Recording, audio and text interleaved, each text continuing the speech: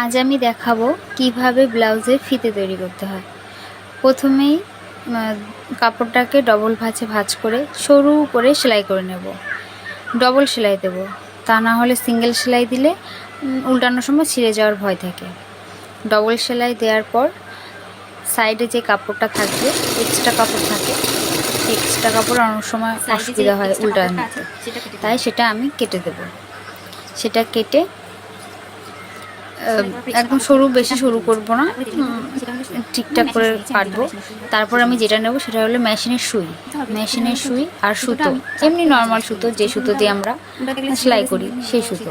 সেটা 4 ভাঁজে ভাঁজ করে মেশিনের যেই সুচের ফুটো থাকে সেটা দিয়ে তারপর নিচটা লক করে দেবো। সেই যেটা আমি সেলাই করছি সেটা লক করে আস্তে আস্তে করে টানবো, সামনের দিকে টানবো সুচটা, আর নিচ থেকে নিচের কাপড়টা টানবো।